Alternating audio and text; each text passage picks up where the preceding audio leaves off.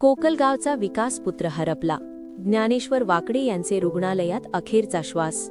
संपूर्ण परिसरात शोककळा.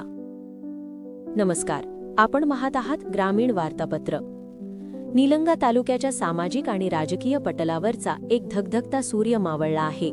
जनसामान्यांचे कैवारी, निलंगा पंचायत समितीचे माजी उपसभापती आणि कोकळगावचे सुपुत्र ज्ञानेश्वर वाकडे यांची सोमवारी सकाळी प्राणज्योत मालवली. वयाच्या 54व्या वर्षी काळाने त्यांच्यावर झडप घातल्याने संपूर्ण परिसरात हळहळ व्यक्त केली जात आहे. 14 फेब्रुवारी रोजी ज्ञानेश्वर वाकडे मुंबईहून गावाकडे परतत असताना पहाटेच्या सुमारास सोलापूर-पुणे महामार्गावर मोहोळजवळ त्यांच्या वाहनाला भीषण अपघात झाला होता. या अपघातात ते गंभीर जखमी झाले होते.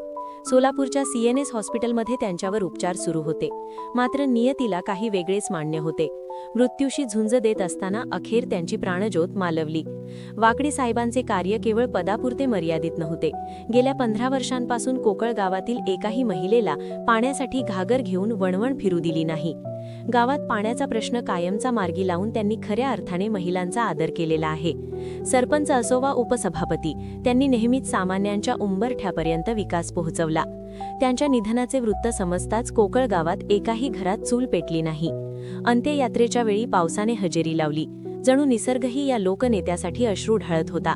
मात्र भर पावसातही हजारो नागरिक आपल्या लाडक्या नेत्याला अखेरचा निरोप देण्यासाठी ताटकळत उभे होते. त्यांच्या अंत्यविधीला निलंगा, लातूर, औसा या भागातील अनेक राजकीय आणि सामाजिक क्षेत्रातील मान्यवरांनी उपस्थित राहून श्रद्धांजली वाहिली. त्यांच्या पश्चात पत्नी, वडील, भाऊ, बहीण, मुले आणि सुना असा मोठा परिवार आहे. एक लोकहितदक्ष नेतृत्व आज काळाच्या पडद्याआड गेले असले तरी त्यांनी केलेल्या कामाच्या आणि माणुसकीच्या रूपाने ज्ञानेश्वर वाकडे नेहमीच जनसामान्यांच्या हृदयात जिवंत राहतील. ग्रामीण वार्तापत्र परिवारातर्फे गोरगरिबांच्या हाकेला धावून येणाऱ्या ज्ञानेश्वर वाकडे यांना भावपूर्ण श्रद्धांजली.